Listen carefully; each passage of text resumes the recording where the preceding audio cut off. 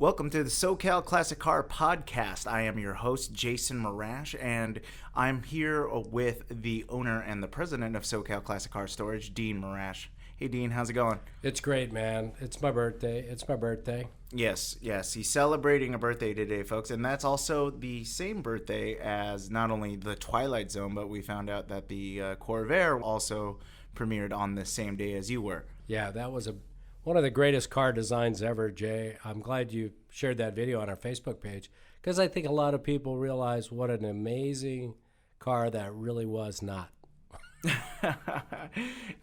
But of course, yeah, but it doesn't tip over as much as people think it does. But I must say I have one, people, so my bad choices are pretty obvious. That's another bad choice. Oops.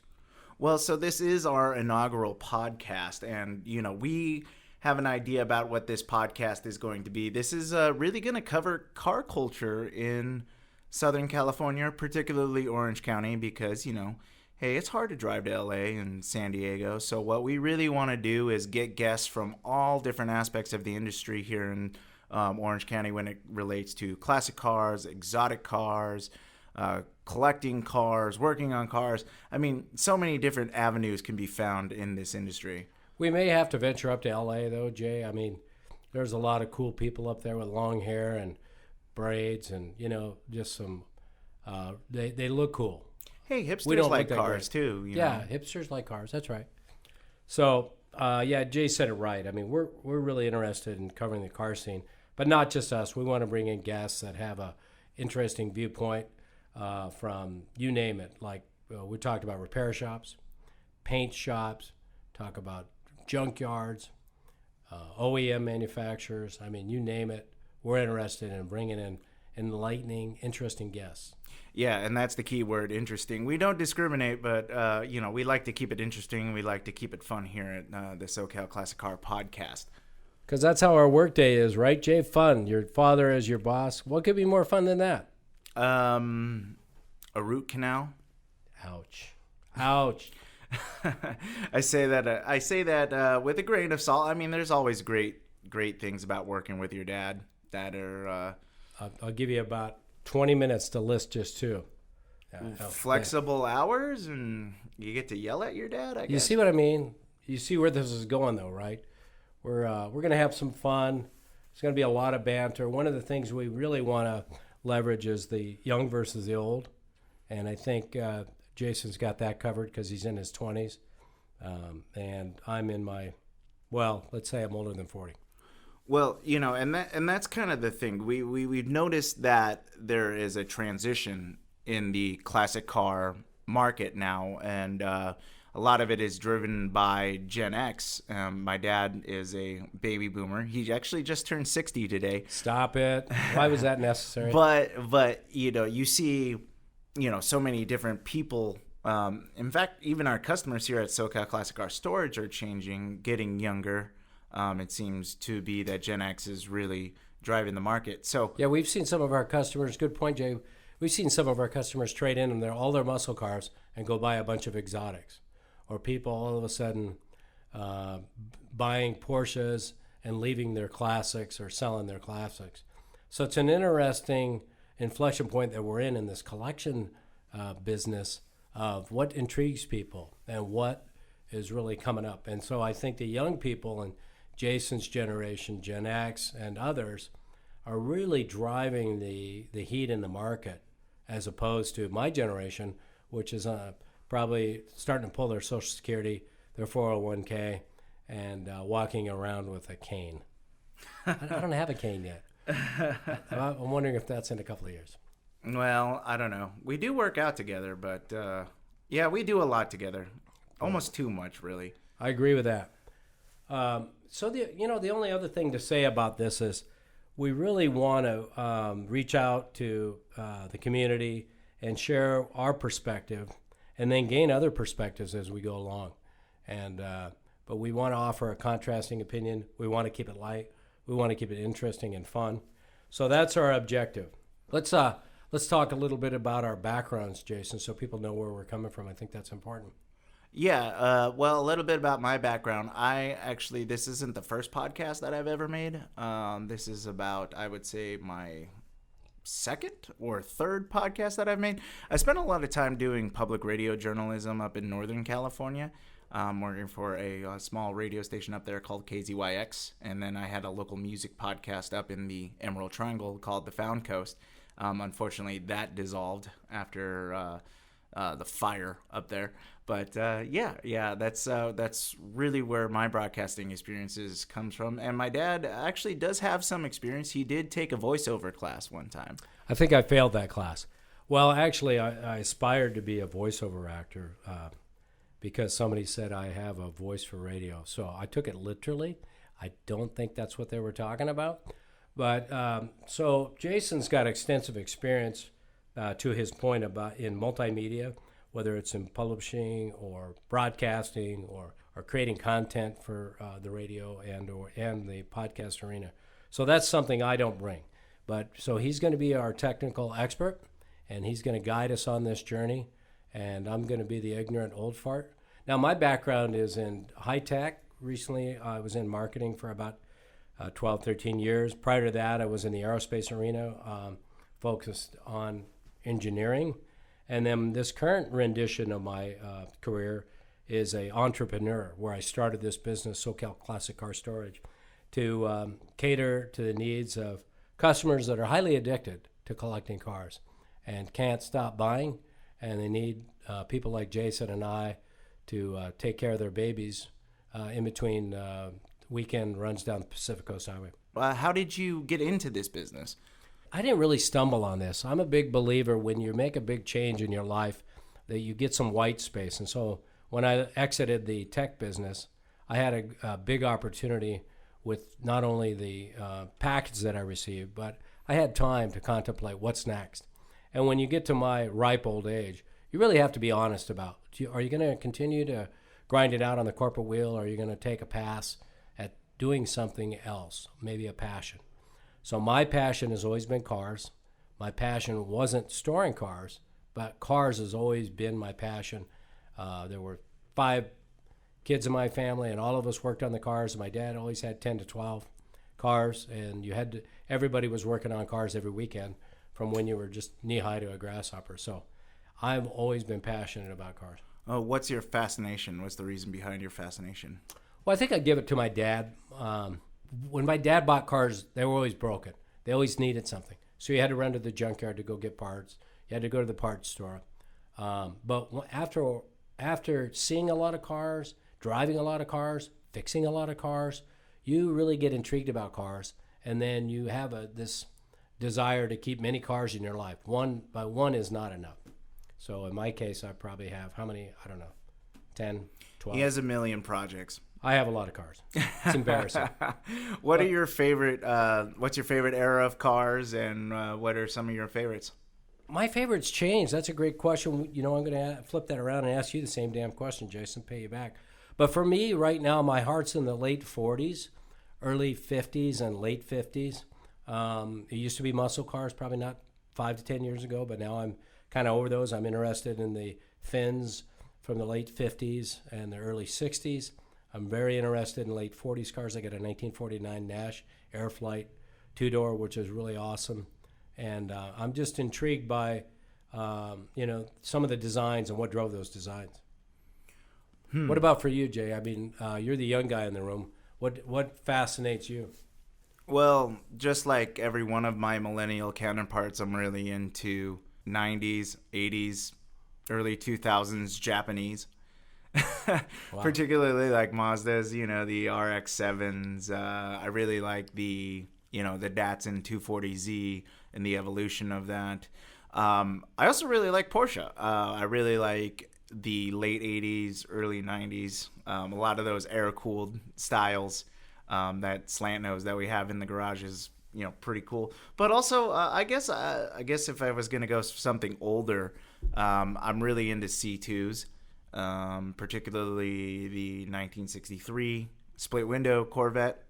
Right. That thing's pretty cool. But I mean, I don't know. My tastes are pretty eclectic. Yeah. I think that's one of the things about our business. People come in and look at our warehouse, and whether they're a prospect and they're interested in storing with us, or even a customer to pick up their car, they look around and they're blown away at the diversity or the breadth of the collection that we manage. So it's anywhere from a brand new Lamborghini or a Porsche all the way to a nut and bolt frame off restoration Woody.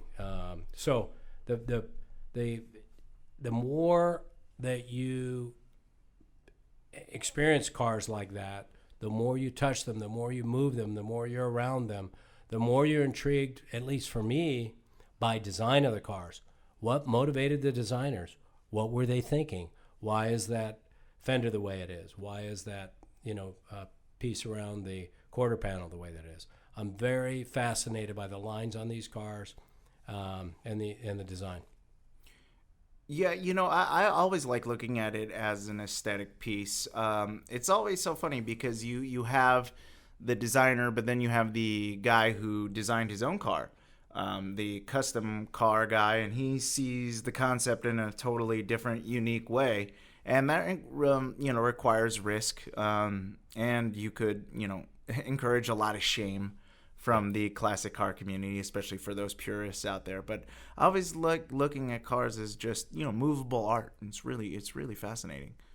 Yeah, it's a great point. A lot of our customers also are collectors in general, is what I find.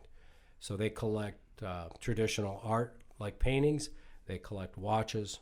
But the beauty of the automobile is the ability to participate and enjoy rolling art and share it with other people.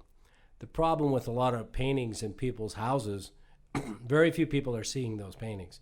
But when you get out on the road and you've got a one of 400, one of the cars we have in our warehouse is a 1957 Brougham Cadillac, one of 400, just a stainless steel top suicide doors.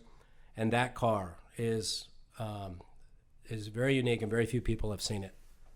Yeah, that is a really, really good looking car. What is it about Southern California that speaks to car culture that kind of seems to be the car mecca?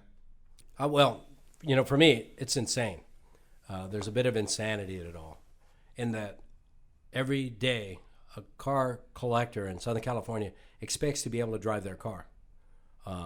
When it rains, it sprinkles. It's a lot of people go into serious depression and need to contact their therapist. So I think it starts there. It starts with the weather, but it starts with the history. Like for me, when I was a young man, my dad would take me to Fremont Drags and we'd go watch Daddy Don Garlits and all these funny cars and all these Anglias and just some amazing cars. But for me, I think a lot of it has to do with this is where the car race scene started. A lot of the modifications started here. But because of the weather, I think it really drives an intensity you don't see anywhere else in the United States or maybe the world. What do you think? I mean, that's my view. Yeah, I would say that there's a certain glamour to it, too. I think driven by Hollywood, a lot of, movies, the beach, all the roads in Southern California just, make it really great for driving. But yeah, the weather probably has the most thing to do with it because you don't have to worry about rust. Yeah, and the ability to enjoy your car almost year-round around here. We get, 10, 15 days of rain, that's it. It's never that cold where you can't go out and enjoy your car. So I think the weather has a lot to do with it, but they're clearly status symbols for so many people. Mm-hmm. And but I think for most of our customers, they have different needs on why they buy cars. Like we're finding some of our customers are buying some very expensive exotic cars just to take them autocrossing and just to race them. They're not really using them on the street that much. So it's a very nuanced car scene that has different requirements. How many of our customers, Jay, do you think are really interested in taking their cars to the local car shows? A lot? A little? I don't know. Maybe like a quarter of them. Not that many? Yeah. I think a lot of them are just kind of like for personal storage, personal enjoyment. But as far as showing them off, I don't know, maybe a quarter. Uh-huh. 3/8, whatever fraction. One of the guests we're going to have down here is Simon, who I can't think of his last name. He's the gentleman that runs South OC Cars and Coffee down in San Clemente. Jason's got us advertising on their website, but that thing is blown up. It's Saturdays, every Saturday from 9 to 11. And how many cars are they getting there now? I don't know. 800, 900? I have no idea. They just keep adding more cars. So that's an example of the guest we want to have down here. He's got a great accent, and that makes him a lot smarter than me. So we're going to try to bring people with accents. I think that'll make a difference. Is it going to make us a lot smarter? Or? No, maybe not. It might be pleasant for the listeners. Yeah. I guess the final thing is just our analysis of the Socal car scene is. What have you seen compared to, you've lived in other places, you were, NorCal car scene growing up. What's different about, people here in the SoCal car culture, and what's it like? I think a lot of it has to do with what cars people are collecting, what kinds of vehicles. For example, this is a little bit off the beaten path, but a neighbor of ours, a very successful business, is Rebel Off-Road. And we'll have the owner of Rebel Off-Road here. They're Jeep outfitters.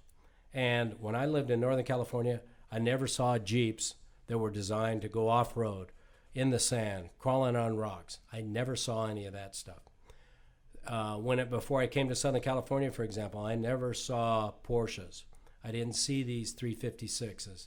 I didn't see all the incredible exotic cars. So there is a tremendous amount of exotic and European cars that are here in Southern California that you don't see in a lot of other places. Now, maybe it has to do with the confluence of wealth that surrounds our coastline. I'm sure that has something to do with it.